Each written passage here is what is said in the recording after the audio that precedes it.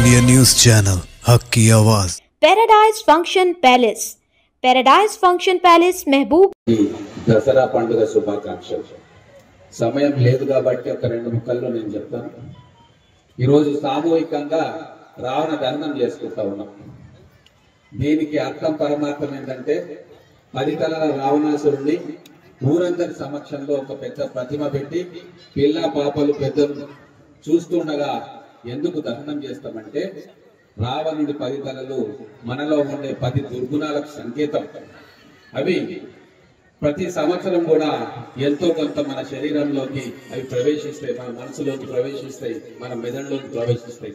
కాబట్టి వాటన్నిటిని కూడా ఈ దసరా పండుగ సందర్భంగా సామూహికంగా వాటిని దహనం చేయాలంటే మన శరీరాన్ని క్లీన్ చేసుకోవాలి, శుద్ధి చేసుకోవాలన్న ఒక ఆలోచన.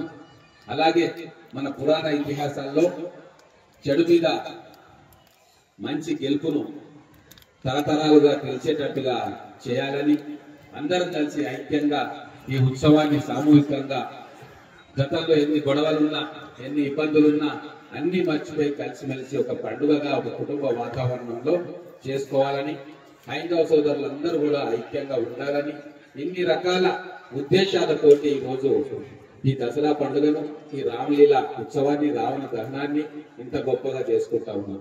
అన్ని రాజకీయ పక్షాలకు చెందిన నాయకులు, పట్టణ ప్రముఖులు అందరూ కూడా ఒకే వేదిక మీద కూర్చొని మనమంతా ఒకటే, మన సంస్కృతి ఒకటే అన్న భావన కూడా చాటి చెప్పడానికి ఇటువంటి రావణ దహన కార్యక్రమం ఉపయోగపడుతుంది. కాబట్టి వేలాదిగా మీరందరూ తరలి వచ్చారు. మీ అందరికీ మరొకసారి దసరా పండుగ శుభాకాంక్షలు తెలియజేసుకుంటూ ఈ దసరా అద్భుతంగా జరగాలి. పోయినసారి అమ్మవారి దీవెనలు మన మీద నిండుగా ఉండే, వర్షాలు పడ్డాయి, మనకు అనేక కార్యక్రమాల్లో అమ్మవారి అండబలం దక్కింది.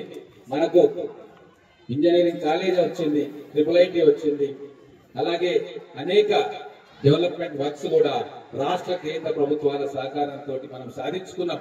ఇవన్నీ అమ్మవారి కృప మన మహబూబ్ నగర్ జిల్లా మీద, మహబూబ్ నగర్ ప్రజల మీద, తెలంగాణ రాష్ట్రం మీద గతంలో ఉన్నట్టుగా భవిష్యత్తులో కూడా వారి కృప మనకు మీద ఉండాలని కోరుకుంటూ సెలవు తీసుకుంటా ఉన్నాను. జై తెలంగాణ, జై హింద్.